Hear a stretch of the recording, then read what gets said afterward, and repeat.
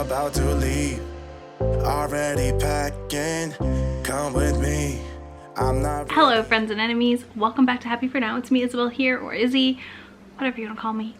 I am just so excited about today's video. So I have started reading manga since like last October again. I used to read it when I was younger.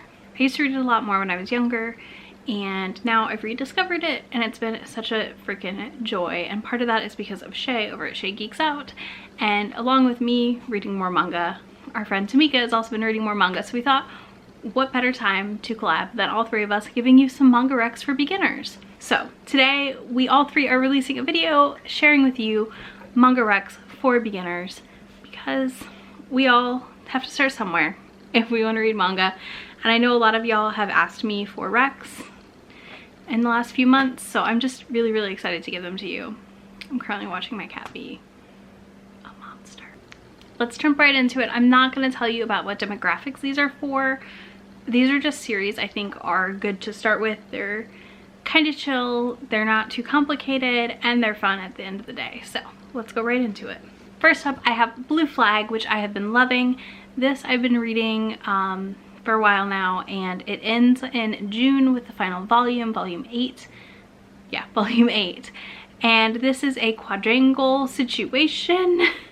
So we have 4 different characters all in love with different people in this little group, and it's a lot about self-discovery and identity, you know, figuring out how to tell somebody you like them when you're gay and you don't know if they are or not, and all these fun little things. This explores LGBTQ themes and has just great friendship and friend group dynamics. It follows them all in high school. It's very endearing, and I really like it, and I'm kind of sad it's going to be over here, but I also am glad it's ending and not gonna like be dragged out. So that's Blue Flag.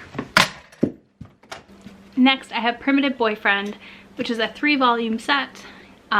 This follows a girl named Kagome, something like that. Anyways, it follows her, and she thinks the guys around her are not worth her time or manly enough and all those fun things. And she travels back in time, literally. Like, we have this one, and this one, and meets the same guy reincarnated in different time periods. It's a really pretty art. This goddess Spica, something like that. The goddess Spica sends her back in time to meet her one true love, who's been reincarnated, who keeps being reincarnated for her. And we really follow her journey from like Neanderthal situation type time to more modern man. And it's really cute. It's literally 3 volumes and it's complete. So if you're curious about it, it's definitely a manga to give a go, because if you don't love it, you could sell the 3 volumes pretty easily. And if you do love it, you got 3 volumes already. I really enjoyed this. I thought it was just super fun and endearing. It does have, I haven't read it, but it makes me think of Transcendence by Shay Savage, except for the fact that she travels through different time periods instead of just like going back in time. Next, we have my 2 Kindle Unlimited Recs. So I know a lot of my viewers are romance readers, and you probably have Kindle Unlimited. So these 2 titles would be very easy to check out on KU. And they're both by the same mangaka. So if you like one, you may like the other. And that is Love and Focus, which is a 3-volume series, and then you're done. And it is a love triangle situation about a girl who goes up to the mountains. She goes to Hokkaido to go to a different school where there's like a really popular photography course situation for like after school, and they work on photography. She learned photography from her grandpa, and her friend goes to the school. She lives in a boarding house with him, and then this really grumpy boy who wants nothing to do with anyone, like doesn't change his hair, like cut his hair or anything, and like wears glasses to cover his face up type situation. And it's about her and those 2 boys having something happen. The other boy is like a childhood best friend situation, and it's her figuring out who she loves. It was very cute, very quick read, and it's all in KU, so you really could dive in pretty easily if you have a phone or a tablet. The other one by this mangaka is That Wolf Boy Is Mine, which has these boys who transform into different animals. One of them is a wolf, one's a tanuki, one's a cat. It's very, very cute. I really, really liked this series. It has kind of Fruits Baskets vibes. If you watch that anime or read those back in the day, they were very popular when I was in high school, middle school, somewhere in there. Anyways, yeah, so that has those kind of vibes, and it's about how her and the wolf boy fall in love, and it is really sweet and cute. I enjoyed both of these immensely. Next, I have my favorite, which is what got me back into manga reading, and that is my favorite, which got me back into manga reading, is Yona of the Dawn. This is 28 volumes currently. Volume 29 is about to come out like next month. So this, your library most likely has it as far as a physical copy you can check out. But I marathoned through all of Yona and got caught up by December. I started in October, and I love this series. This is a fantasy romance political situation. It follows Yona, who watches her father be murdered by the man she thought she was in love with. Her bodyguard Hawk and her go on the run, and it's all about them on the run with their group of friends who are dragons. And it's great. It's really, really good. If you like fantasy romance and political intrigue and a fun group of friends, this is it.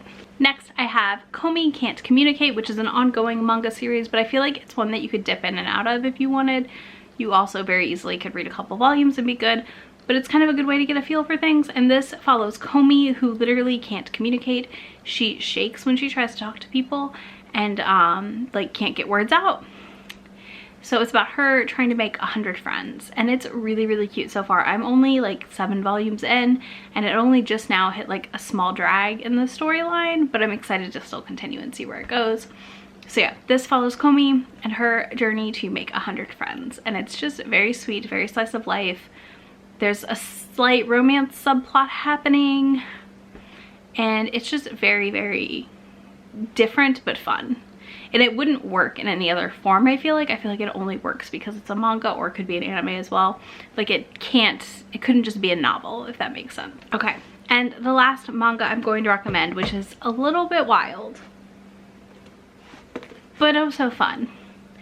And I'm not going to tell you too much about it. Is a more traditional, maybe what you think of when you think of mangas, except for it's food related, of course, is Food Wars. This series I read because Ashley over at Bookish Realm sent it to me, because I was like, I think I'm gonna read Food Wars, and she was like, I'll get you the first 3 volumes, and I fell in love. I love this series. This follows Soma, whose father's local restaurant, he decides to close down. Like the dad closes the restaurant down and sends him off to this boarding school for like the elite of the elite for chefs. Only 10% of the students graduate from the school, and we follow Soma's adventure through the school and battling it out with some interesting dishes, to say the least. It's a blast of a manga series. It's very goofy. It's very funny. I laughed out loud multiple times at this. I have watched all of the anime and I loved it. So now I get to go dive back in and read the rest of the books.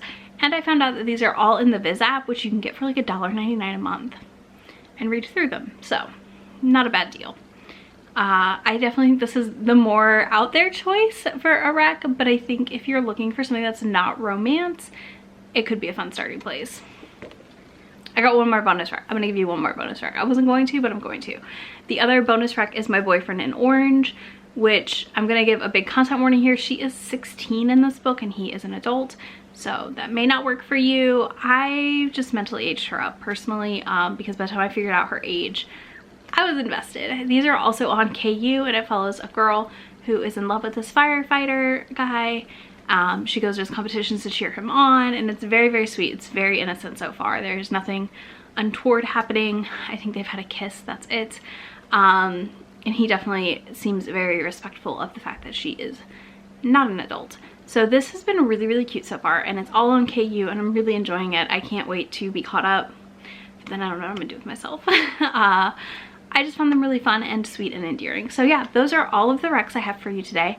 Let me know if you're gonna check any of them out, or if you have any manga recs you think I should check out.